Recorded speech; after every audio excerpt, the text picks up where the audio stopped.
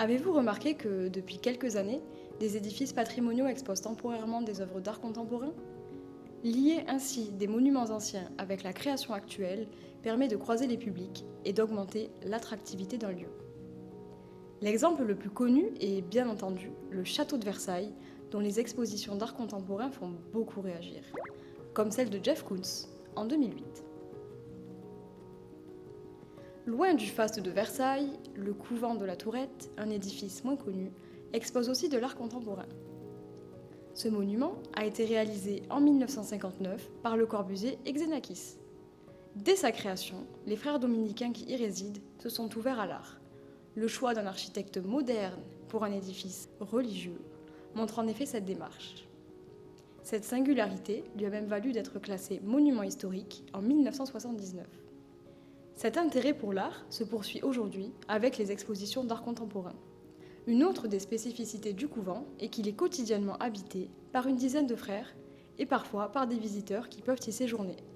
Ainsi, lors des expositions, ils vivent avec les œuvres. Le rapport à l'art s'en trouve donc totalement modifié. En 2009, un des membres du couvent décide de faire dialoguer l'architecture de Le Corbusier avec des œuvres d'art actuelles. Il s'agit du frère Marc Chauveau, qui a une formation en histoire de l'art. La première exposition est alors consacrée à François Morellet, figure française de l'art abstrait de la seconde moitié du XXe siècle. Une des œuvres exposées est le Lamentable blanc, réalisé en 2006. Cette installation est constituée de néons blancs suspendus qui s'élèvent jusqu'à 6 mètres de haut. Dans un espace d'exposition classique, le titre de l'œuvre prend tout son sens. Elle semble lentement s'affaisser sur le sol, d'une manière presque lamentable. C'est donc avec humour que l'artiste a décidé de la nommer ainsi. Mais, placée dans l'église, l'œuvre prend une toute autre dimension.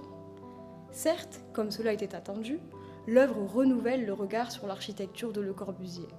Mais à l'inverse, d'une manière tout à fait imprévue, le lieu a révélé une autre lecture de l'œuvre.